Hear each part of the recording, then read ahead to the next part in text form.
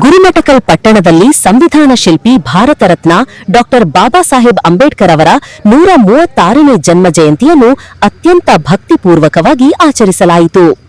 ಪಟ್ಟಣದ ಅಂಬೇಡ್ಕರ್ ವೃತ್ತದಲ್ಲಿ ಡಾ ಬಿಆರ್ ಅಂಬೇಡ್ಕರ್ ಹಾಗೂ ಬಾಬು ಜಗಜೀವನ್ ರಾಮ್ ಅವರ ಪ್ರತಿಮೆಗಳಿಗೆ ತಾಲೂಕು ದಂಡಾಧಿಕಾರಿ ಚನ್ನಮಲ್ಲಪ್ಪ ಘಂಟಿ ಸೇರಿದಂತೆ ವಿವಿಧ ಇಲಾಖೆಗಳ ಅಧಿಕಾರಿಗಳು ಮಾಲಾರ್ಪಣೆ ಮಾಡಿ ಗೌರವ ನಮನ ಸಲ್ಲಿಸಿದರು.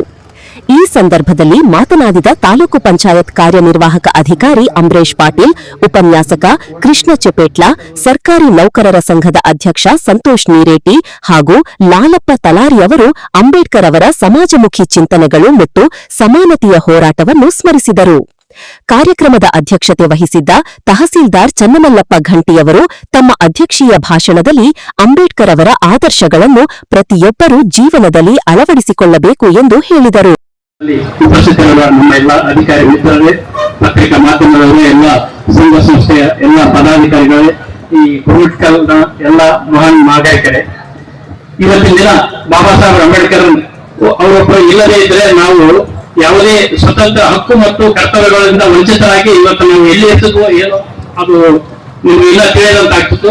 ಅವರು ಹಾಕಿಕೊಟ್ಟಂತಹ ಎಲ್ಲಾ ಮಾರ್ಗಗಳಲ್ಲಿ ನಾವು ಸಾಗಿ ಎಲ್ಲ ಪ್ರಾಣಿ ಪಕ್ಷಿ ಮಾನವ ಜೀವಿಗಳಿಗೂ ಸಹ ಒಂದು ನಿರ್ದಿಷ್ಟ ಕಾನೂನುಗಳನ್ನು ಅವರು ನೀಡಿದ ಅದರಿಂದ ನಾವೆಲ್ಲರೂ ಈ ಕಾರ್ಯಕ್ರಮದಲ್ಲಿ ಪುರಸಭೆ ಮುಖ್ಯಾಧಿಕಾರಿ Sharanappa M, PI Veeranna, grade 2 tahsildar Narasimhaswamy, Ramachandra Basude ಸೇರಿದಂತೆ ಹಲವರು ಉಪಸ್ಥಿತರಿದ್ದರು.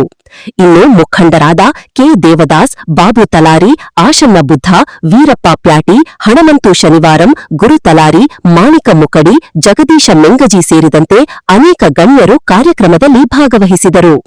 ಒಟ್ಟಾರೆ ಗುರುಮಠಕಲ್ ಪಟ್ಟಣದಲ್ಲಿ ಅಂಬೇಡ್ಕರ್ ಜಯಂತಿ ಸಂಭ್ರಮದಿಂದ ಮತ್ತು ಶ್ರದ್ಧಾಭಕ್ತಿಯಿಂದ ಆಚರಿಸಲಾಯಿತು. ಹೆಚ್ಚಿನ ಮಾಹಿತಿಗಾಗಿ ನಮ್ಮ ಚಾನೆಲ್ಗೆ ಸಬ್ಸ್ಕ್ರೈಬ್ ಮಾಡಿ, ವಿಡಿಯೋಗೆ ಲೈಕ್ ಮಾಡಿ ಮತ್ತು ನಿಮ್ಮ ಅಭಿಪ್ರಾಯಗಳನ್ನು ಕಮೆಂಟ್ ಮಾಡಿ.